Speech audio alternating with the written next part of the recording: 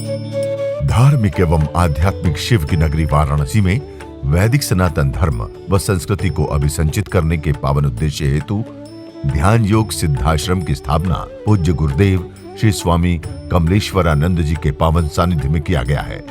ऋषि मुनियों, साधु महात्माओं, संत मनीषियों की इस पवित्र धरती पर धर्म की स्थापना और लोक कल्याण के लिए हर युग में किसी न किसी रूप में ईश्वर का प्राकट्य होता आया है और पवित्र आत्माओं में ईश्वर का अंश उतरता आया है। आज के युग में भी पूज्य गुरुदेव श्री स्वामी कमलेश्वरानंद जी अपनी चैतन्य ऊर्जा से संपूर्ण जगत में सत्प्रेम की धारा प्रवाहित कर रहे हैं।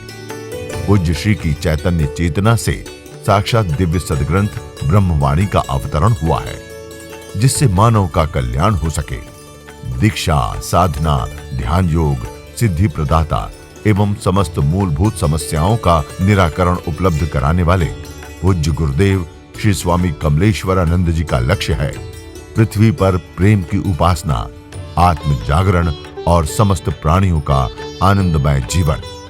ऐसा जीवन जो शारीरिक, मानसिक, आर्थिक, पारिवारिक हर प्रकार के तनाव व दुखों से पूरी तरह मुक्त हो। इसके लिए पूज्य गुरुदेव श्री स्वामी कमलेश्वरानंद जी विभिन्न प्रकार की दीक्षाएं अनवरत प्रदान करते आ रहे हैं।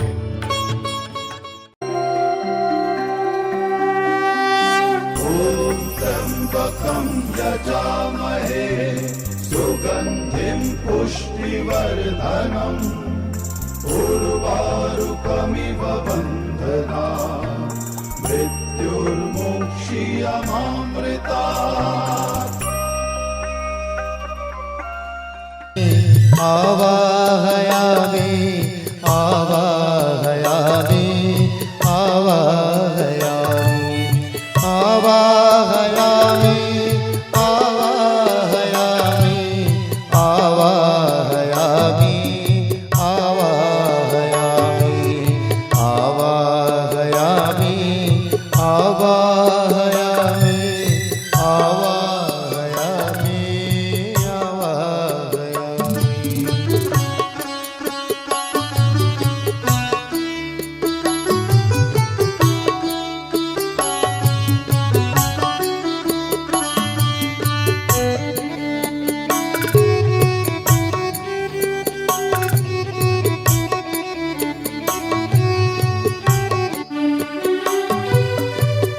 ज्ञात रूपम त्वमज्ञात रूपम मम देह रूपम मम प्राण रूपम पूर्णात्वदेहं मम प्राण रूपम त्वमेव शरणं गुरुत्वं शरणं आवाहयामि आवाहयामि आवाहयामि आवाहयामि आवाहयामि आवाहयामि आवाहयामि आवाहयामि।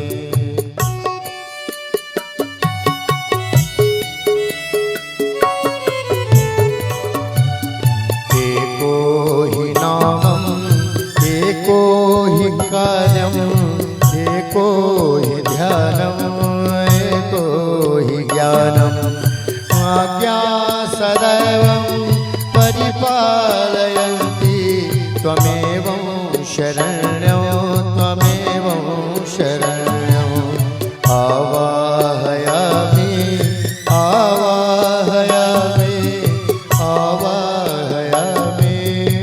आवाहयामि आवाहयामि आवाहयामि आवाहयामि आवाहयामि।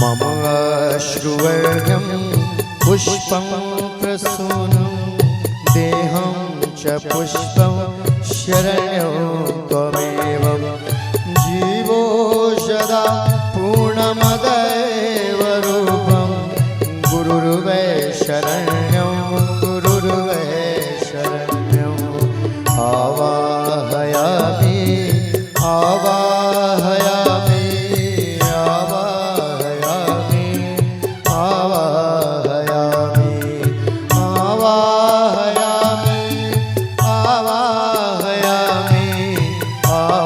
आवाहयामि।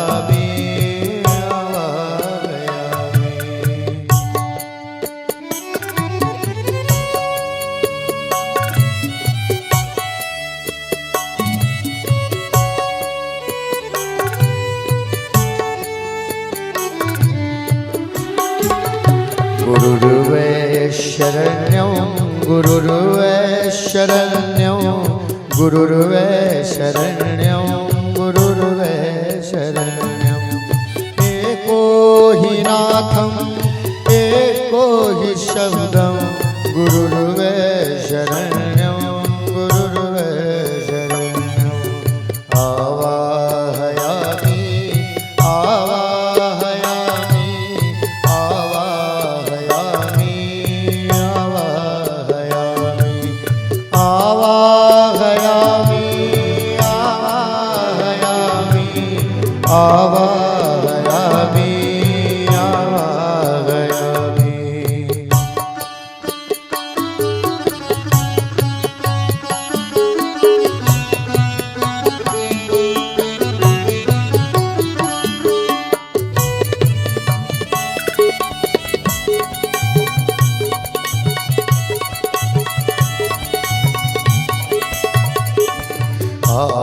आवाहयामि आवाहयामि आवाहयामि आवाहयामि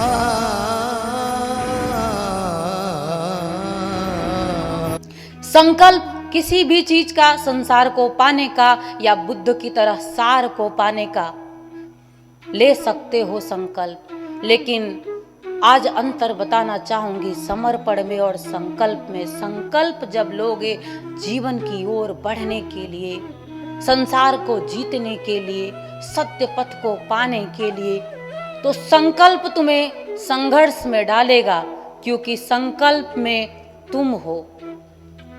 संकल्प तुम्हारा है, ईश्वर ने तुम्हें संकल्प लेने के लिए नहीं कहा है। संकल्प तुमने सोचा, तुमने विचार किया और तुम्हारे मन में कुछ आया कि मुझे ये बनना है, मुझे ये पाना है, मुझे ऐसा करना है, तो संकल्प लिया। तो ध्यान रखना, संकल्प में संघर्ष है। संघर्ष की स्थिति में तुम जीत भी सकते हो और तुम पराजित भी हो सकते हो। दोनों स्थितियां तुम्हारे जीवन में बन सकती है।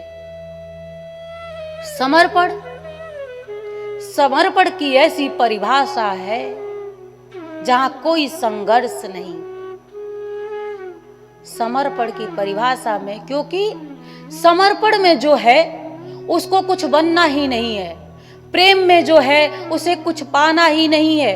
वो मुझसे जब ब्रह्मवाणी की रचना कर रही थी, उस ब्रह्म ने मुझसे कहा था तुम्हें क्या चाहिए? मैंने कहा था मुझे तो कुछ भी नहीं चाहिए। उन्होंने कहा अगर मांगना ही है तो क्या मांगेगी? मैंने कहा मुझे तो कुछ नहीं चाहिए, फिर भी अगर मांगना ही है तो मैं सिर्फ आपको मांगूंगी, क्योंकि मुझे जो दिख रहा था कि इससे अच्छा कुछ भी नहीं, तो फिर मांगू मैं क्या? लेकिन उन्होंने कहा चतुर हो। चतुर आप संसार को पाने में समझते हो, लेकिन परमात्मा की नजर में ये संसार तुच्छ है। वैसे ही जैसे पानी का बुलबुला अभी है और अभी मिटने वाला है। इसी संसार के लिए तुम संघर्ष करते रहते हो और इसी संसार को सजाने के लिए तुम ऐसा संकल्प लेते हो कि हिमालय को हथेली पे लेना है, हिमालय को अपने हथेली पे ही उठा करके रख लेना। ये संकल्प अगर तुम अपने मन में लेते हो तो क्षमता भी अपनी आंख लेना कि क्या तुम्हारी क्षमता इतनी है कि हिमालय को तुम उठा करके अपनी हथेली पे रख लोगे। लेकिन समर्पण की क्षमता ऐसी है क्योंकि वहां इच्छा ही नहीं है, वहां कुछ बचता ही नहीं है, न पाने को न खोने को। इसलिए वहां जो कुछ भी मिल जाता है वो तुम्हारे से बहुत ज्यादा मिल जाता है। और वहां संघर्ष नहीं है, वहां संघर्ष नहीं है तो फिर परेशानी नहीं है, फिर दुख नहीं है। ये एक संकल्प की स्थिति देख लेना, चाहो तो चुन सकते हो। और एक समर्पण की स्थिति देखना कि मुझे कुछ भी नहीं चाहिए। वो कहते हैं, अंतिम सुनना क्या कहते हैं, तुम्हें कुछ नहीं चाहिए इसलिए तुम्हें देना है। जब कुछ नहीं चाहिए होता है तो अपने आप सब योग बनता चला जाता है। क्यों? क्योंकि जब आप समर्पण में होते हो तो आपके लिए उस परमात्मा की कुछ इच्छा होने लगती है। लेकिन समर्पण में, भावना में, प्रार्थना में, हृदय की अनंत गहराइयों की प्रार्थना से, और मैं तुम्हें सच बात एक कहती हूँ, मेरा मन इस प्रभु, उस परमात्मा के, उस ईश्वर की कृपा से ऐसा रुक गया है कि मुझे कुछ पाने की, कुछ बनने की कोई इच्छा नहीं। सत्य, एकदम सत्य कह रही हूं। मुझे बस इस संसार सागर में चूंकि शरीर है, जीना है, इसलिए मुझे कार्य करना है। क्योंकि मेरा प्रभु कहता है, अकर मरे कभी मत होना, हमेशा कार्य करते रहना जगत में। ये संसार से हम परमात्मा के पुष्प हैं और जब खिले रहते हैं तो उस परमात्मा को अपनी बगिया अच्छी लगती है। और चाहता क्या है कि अब कर्म में लगे रहो, प्रार्थना में लगे रहो। जब बच्चे खेलते रहते हैं तो माता पिता को बड़ा अच्छा लगता है, जब बच्चे गिर के रोने लगते हैं तो माता पिता को दुख होता है। वैसे ही वो परमपिता परमेश्वर, वो ये चाहता है कि मेरे ये जो बच्चे हैं ये संसार सागर में हंसते खेलते हुए ऐसे ही मुझ में आते रहें। तो वो चाहता है कि मैं जागरण दूं, वो चाहता है कि इस शरीर के माध्यम से मैं आपके संसार में, आपके जीवन में प्रकाश के रूप में, ज्ञान के रूप में उतर जाऊं और आपके जीवन के अंधकार को अपनी वाणी से, अपनी ऊर्जा से, अपनी क्षमता से उस अंधकार को समाप्त कर दूं। ये मेरे जीवन का उद्देश्य कहा है उसने, तूने जन्म ही लिया है संसार को जगाने के लिए, इसलिए मैं ये कार्य कर रही हूं और अनंत कालों तक मैं यही करती रहूंगी। जब भी मैं शरीर में आऊंगी मैं यही कार्य चुनना चाहूंगी।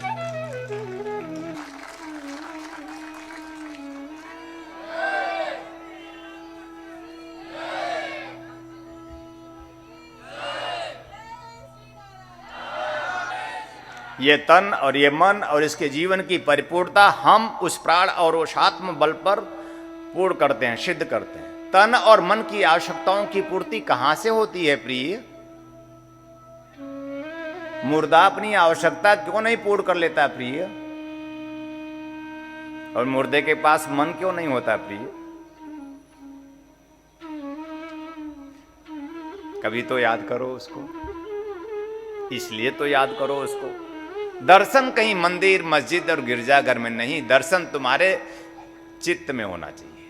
जब तक दर्शन तुम्हारे चित्त में चैतन्य का वास ना होगा, चित्त में पिपासा और ऐसी जिज्ञासा ना होगी और चित्त में ऐसी स्थिति नहीं होगी, तब तक दर्शन आप ना कर सकेंगे। दर्शन ये पुरुष है, दर्शन ये स्त्री है, और दर्शन ये है नहीं, दर्शन ये है, ना ये पुरुष है, दर्शन ये है, ना स्त्री है। पुरुष और स्त्री से पार परे एकमात्र ब्रह्म है, शब्द ब्रह्म दर्शन है ये। लेकिन क्या हम देख पा रहे हैं, वो आगे की बात है। वो एक और आगे एक कदम की बात है, क्या हम देख पा रहे हैं उसे? कोई पुरुष नहीं होता, कोई स्त्री नहीं होती, लेकिन हमें पुरुष और स्त्री के सिवा दिखता ही नहीं है। असत असत असत, अज्ञान अज्ञान, अविद्या अविद्या है ये। जब हम दृढ़ होंगे, पुरुष में उस अकाल महापुरुष को देखेंगे, जिस दिन स्त्री में भी वही अकाल महापुरुष दिखेगा, जिस दिन समस्त विषय विकारों से पार और परे होकर उस ब्रह्म में प्रतिष्ठा प्राप्त कर लेंगे। लेकिन ऐसी दृष्टि प्राप्त कैसे हो? ऐसी सदचेतना कैसे प्राप्त हो? ऐसी गरिमा और ऐसी महिमा, मानव जीवन की यह धन्यता हमें कैसे प्राप्त हो? गुरुदेव कहां हो? हे विश्वेश्वर, हे जगदीश्वर, सुनो पुकार। जब यूं इस तरह से एक पुकार प्राणों की हुंकार के साथ आप भरोगे तो आपकी आंखें नम होगी, आपका हृदय गदगद होगा। और वो कहां है? न धरती, न आकाश, न पाताल, वो सिर्फ आप में है। जिसने सब यह जगत बनाया वो और कहां है? सिर्फ आप में है। और दर्शन आप कहां कर रहे हैं? बाहर। बाहर जब तक दर्शन करते रहेंगे, भीतर आप अतृप्त रहेंगे। और मैं चाहता हूं आपका यह जन्म मैं तृप्त कर दूं। मैं चाहता हूं आप इस जन्म में अब अतृप्त रहे ना। मैं चाहता हूं आपने मानव जीवन प्राप्त कर लिया है तो मैं इतना धन्य करूं, इतना पूर्ण करूं, इतना तृप्त करूं कि आप अहोभाव से भर जाए। हे गुरुदेव, आपकी कृपा।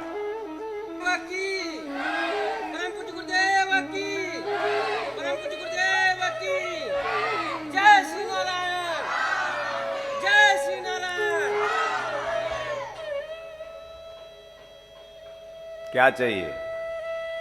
गुरुदेव, पत्नी बीमार है, तन की मांग है। क्या चाहिए? गुरुदेव, पुत्र नहीं है, तन की मांग है। क्या चाहिए गुरुदेव? दुकान चल नहीं रहा, मकान बन नहीं रहा। बड़ी स्थूल मांग है हमारी, बड़ी नश्वर मांग है हमारी। गुरु के पास जब आप आते हैं, वो पूछता है क्या चाहिए, तो बड़ा अवसर था। मांगना भी था तो ऐसा क्या मांगा जो समाप्त हो जाए। और इसमें भी मैं आपको अधूरा छोड़ता नहीं। आपने जो जो जब जब जैसा जैसा भी मांगा होगा, वैसा वैसा ही मैंने आपको दिया होगा। इसमें भी मैं आपको, मैं साधु तो हूं नहीं, किसी एंगल से लगता हूं, सन्यासी भी नहीं हूं, कहीं से लगता हूं सन्यासी। अब सन्यासी के पास आप जाएंगे तो आप कहेंगे कि बच्चा नहीं है, तो बोलो माया है, छोड़ दो, माया है। सन्यासी कहेंगे कि आप पत्नी बड़ी लड़ाकू है, तो बोले माया है, छोड़ दो। पति मेरा कहना मानता नहीं, तो बोलेगा माया है, छोड़ दो, सब माया है। सन्यासी उस शरीर में है। सबसे बड़ी माया क्या है मैं बताता हूं। सन्यासी उस शरीर में है, अभी तक उसी शरीर में है, यही सबसे बड़ा माया है। सबसे बड़ी माया क्या है? अरे मूर्ख, हृदय न चेत। सबसे बड़ी माया है, बाहर नहीं। कोई पति माया नहीं है, कोई पत्नी माया नहीं है, कोई पुत्र माया नहीं है, कोई परिवार माया नहीं, कोई धन दौलत माया नहीं, कोई गाड़ी बंगला माया नहीं। माया तो ये है प्रचंड कि शरीर में है हम, हमारी चेतना शरीरगत है। तो हम सन्यासी कैसे हैं? सबसे बड़ी माया है कि सन्यासी शरीर में है और कहता है सब माया है। और मैं कहता हूं कमलेश्वरानंद, कुछ भी माया नहीं है, ये शरीर ही माया है। इसे छोड़ दो, इस शरीर को छोड़ दो तो तुम सन्यासी हो प्रिय। बड़ी कठिन क्रिया है। कौन तैयार है इस शरीर को छोड़ने के लिए? क्या कोई ऐसा है साधु संत महात्मा ऋषि मुनि जो इस शरीर को छोड़ना चाहता है? क्या ऐसा कोई गुरुजन वृंद है जो इस शरीर का त्याग कर देना चाहता है? और क्या है सही त्याग की परिभाषा? और जो सचमुच इस शरीर का त्याग कर देने में तत्पर है, वही सन्यासी है। जो सचमुच इस शरीर से पूरी तरह मुक्त है वही सचमुच सन्यासी है। अब थोड़ा और दर्शन करना है इस शरीर का। शरीर के त्यागने का अर्थ क्या है? शरीर के त्याग से अर्थ शरीर में रहकर शरीर से विलगता से है। शरीर के त्याग का अर्थ है शरीर में रहते हुए शरीर से विलग एक ऐसी स्थिति पर पहुंच जाओ प्रिय। शरीर के त्याग का अर्थ नहीं होता कि कुछ लोग शरीर को चीर देते हैं, फाड़ देते हैं, काट देते हैं और कुछ लोग परमात्मा के द्वारा बनाया गया इस जीवंत मंदिर को इसके साथ निशंस हत्या करते हैं। यह शरीर भी एक और दृष्टिकोण है। शरीर धर्म है, यह शरीर धर्म है, यह शरीर साधन है, उस साध्य की प्राप्ति में सहायक है। यह शरीर मंदिर है, परमात्मा ने इस मंदिर का निर्माण किया है। एक मंदिर तुम बनाते हो, चलता नहीं, फिरता नहीं, बोलता नहीं, उठता नहीं, बैठता नहीं, तुम्हारी चेतना जैसे जड़वत है वैसे तुम एक मंदिर बनाते हो, लेकिन एक मंदिर परमात्मा बनाता है। चलता है, फिरता है, उठता है, बैठता है, सोता है, जागता है, खाता है, पीता है, नाचता और गाता, उसमें ही आनंद में समाता। बताओ मंदिर कौन श्रेष्ठ बनाता है? मनुष्य द्वारा मंदिर बनाया श्रेष्ठ है कि परमात्मा द्वारा बनाया गया मंदिर श्रेष्ठ है? अगर दर्शन करना है तो हमें स्थूल से सूक्ष्म की ओर आना पड़ेगा। अगर सदाशिव को जीवंत करना है तो हमें स्थूल से सूक्ष्म की ओर बढ़ना पड़ेगा। तो उस मंदिर से अच्छा ये मंदिर है। शरीर तन ये मंदिर परमात्मा ने बनाया है। हम इसकी कितनी उपेक्षा करते हैं, हम इसकी कितनी अवमानना करते हैं, हम इसको कितना पीड़ा पहुंचाते हैं, पाप है। शरीर को किसी भी प्रकार से पीड़ा पहुंचाना पाप है। पहले तो अपने ही शरीर को पीड़ित करना पाप है। तो जितने भी हठ योगी हैं, जो लोग भी अपने शरीरों के साथ अत्याचार कर रहे हैं, वो सब पाप कर रहे हैं। शरीर की उपेक्षा ना करो प्रिय, शरीर की अवमानना ना करो प्रिय। शरीर एक दिव्य मंदिर, पावन मंदिर जिसमें और कोई नहीं, हमारे सदाशिव विराजमान है।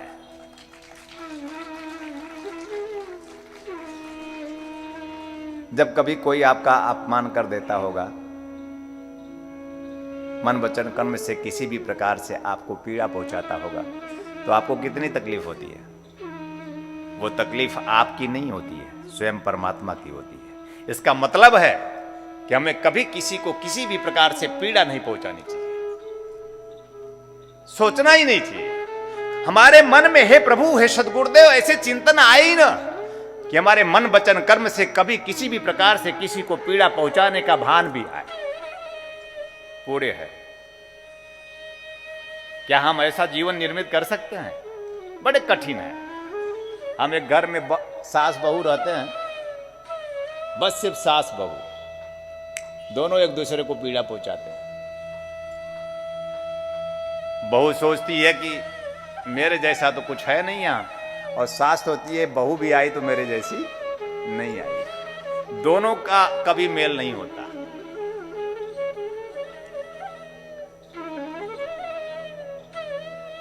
दोनों पीड़ा पहुंचाने में और यह संसार के जो जीव है ना, एक दूसरे को पीड़ा ही पहुंचाते हैं। पति है, पत्नी है, उनके बीच में जो भाव है वो पीड़ा देने का है। जबकि पति पत्नी के रिश्ते प्रेम के थे, अब पीड़ा के हैं। पति पत्नी रिश्ते प्रेम के थे, अब तनाव के हैं। पति पत्नी के रिश्ते प्रेम के थे, अब चिंता के और परेशानी के हैं। दोनों एक दूसरे से प्रेम की मांग कर रहे हैं। दोनों एक दूसरे को प्रेम ना दे पाते हैं ना ले पाते हैं। कभी कोई किसी को प्रेम की दृष्टि से देखता ही नहीं है। कभी तो देखो, हमारे पिता ने हमारे लिए बहुत कुछ किया, हमारी माता ने हमारे लिए बहुत कुछ किया, हमारे स्वजन सगे संबंधियों ने हमारे लिए बहुत कुछ किया है। कुछ तो किया होगा, बहुत हटा दो। और जो कुछ किया है कभी तो उसे निहारो तो प्रेम आएगा। प्रेम झरता है तब जब हम कृतज्ञ होते हैं। अपने द्वारा किए गए किसी भी प्रकार के कृत्य किसी ने अगर किया है, अगर उसको दर्शन करेंगे ना तो प्रेम घटेगा।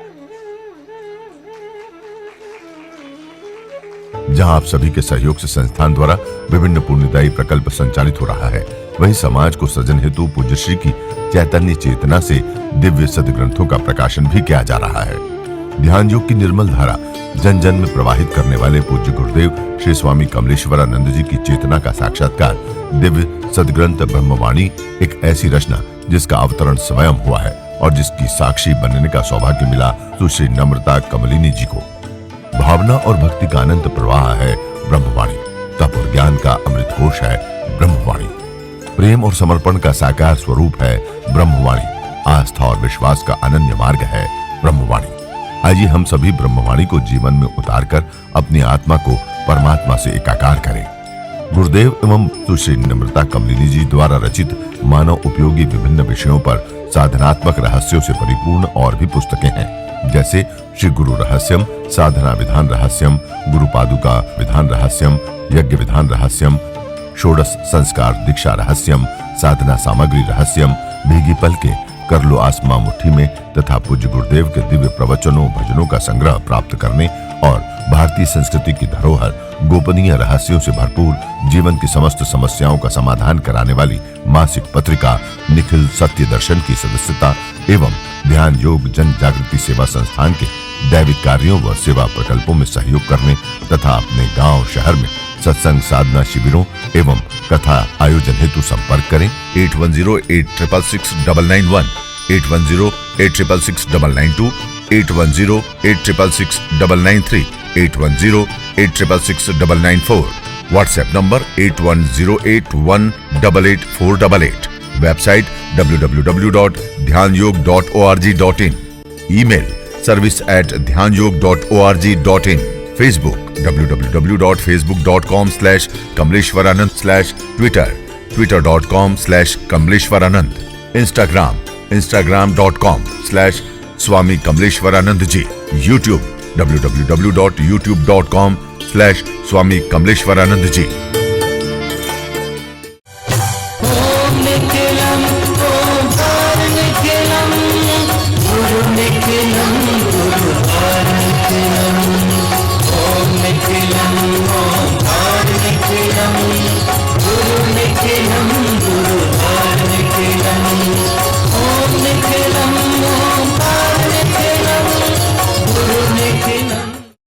दिव्य ऋषि फार्मेसी आपके लिए लेकर के आए हैं ज्वाइंट केयर टैबलेट और ऑयल, जोड़ों के दर्द से राहत पाने के लिए और मजबूत हड्डियों के लिए।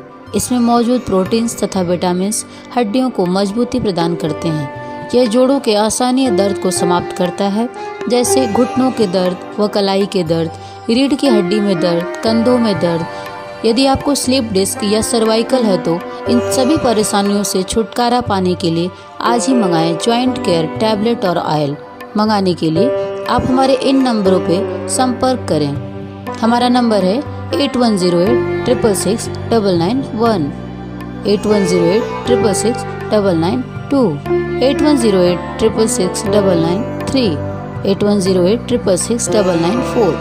दिव्य ऋषि फार्मेसी आपके लिए लेकर के आए हैं रत्नम ज्योति, आँखों की संपूर्ण देखभाल के लिए। शहद के साथ नित्य लेने से नेत्र ज्योति बढ़ जाती है, आँखों का चश्मा उतर जाता है। यह आयुर्वेदिक औषधि है, इसका कोई साइड इफेक्ट नहीं। इस औषधि को मंगाने के लिए आप हमारे इन नंबरों पर संपर्क कर सकते हैं। हमारा नंबर है 8108666991, 8108666992, 8108666993, 8108666994। दिव्य ऋषि फार्मेसी लेकर के आए हैं अमृत क्वाथ, कायाकल्प की विशेष औषधि। यह आपके शरीर को पूर्ण रूप से स्वस्थ करने के लिए आपके रक्त को शुद्ध करता है और शरीर के विषैले पदार्थ को बाहर निकालता है। मोटापा कम कर आश्चर्यजनक शारीरिक परिवर्तन कर पूरे शरीर को स्वस्थ और सुंदर बनाता है।